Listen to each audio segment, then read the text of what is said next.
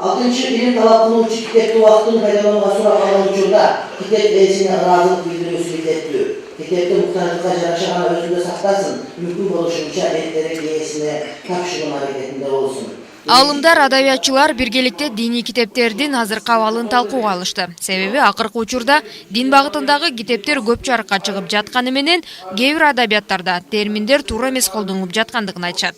Маселен, бир эле тообо сөзү бир канча вариант менен колдонулуп жүргөндүгүн Адеп Пашаты коомдук прогрессивдүү фондунун төрагасы Нурлан Субанов айтат.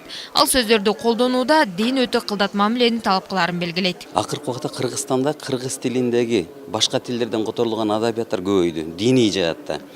Анан бир аз карап көрсөң, ар түрдүү чаржайтта которулуп атат. Кээ бир сөздөр түздөн түз араб тилинен, же фарс тилинен, же түрк тилинен алынган сөздөр ошо ойдон кирип аткандыктан кээде окурмандар бир аз нааразычылык билдиргендер болуп атат. Көпчүлүк учурда мындай абал окурмандарды алыстатып жаткандыгын бир канча китептердин автору Дилазык басма үйүнүн котормочусу Сейитбек Идирисов белгилейт.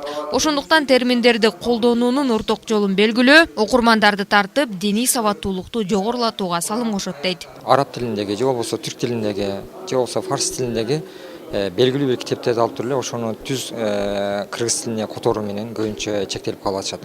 Ошондуктан балким кээде кыргыз жыттанбай калгандыгы, диний китептердин көбүнчө ошол мындай арабча мындай таасир менен, же болбосо түрк тилиндеги таасир менен калып калгандыгы ошондон болушу мүмкүн. Бирок Кыргызстан Ислам университетинин ректору Марси Браев которууда айрым сөздөр маанисин жоготушу мүмкүн. Андыктан аны маанисин жоготпой тургандай ыкманы колдонуу керектигин белгилейт. Маселен, медицинада колдонулган терминдер кандай эле түпкү тамырын жоготпош үчүн латын тилинде колдонулуп жүрсө, арабчадагы айрым сөздөр да өзгөртүлбөөгө тийиш. Мисалы Аллах деген сөз. Аны биз Кудай дейбиз, фарсчадан алганда, Теңир дейбиз, кыргызчадан алганда. Таптакыр муну бир кыргызча эле болсун деп, гана жаратуучу гана болсун деп айтканга болбойт. Себеби албетте Алла Таала, Аллах деген Алла Таалага таандык болгон өзүнүн ысмы болгондуктан бул сөздү өзүнүн жеринде колдонуу маселеси бар. Ошол эле мисалы үчүн халифа деген сөздөрдү колдонуп атат. Калпа деп, калпа деп да колдонуп келдик, халифа деп да колдонуп келдик. Бул терминологияларды менин оюмча мейли түшүндүрмө берели, өзүнүн оригиналдуулугу калсын, кээ бир жерлер колдонгондо. Бирок ошол түшүндүрмө бергенде туура түшүндүрмө бере билиш керек. Ошон үчүн бүгүнкү диний адабияттардагы көп кездешкен нерсе балансты кармай албай аткандыгында. Мисалы, кээ бир китептер бар, таптакыр эле ошол диний жаатта которулат дагы терминологиялар эч өзгөртүлбөстөн, же болбосо түшүндүрмө берилбестен түз эле монтип которулуп баштайт да. Бул окурмандар үчүн өтө чоң бир кыйынчылыкты туудурат, же болбосо түшүнбөйт ошол китептер негизинен.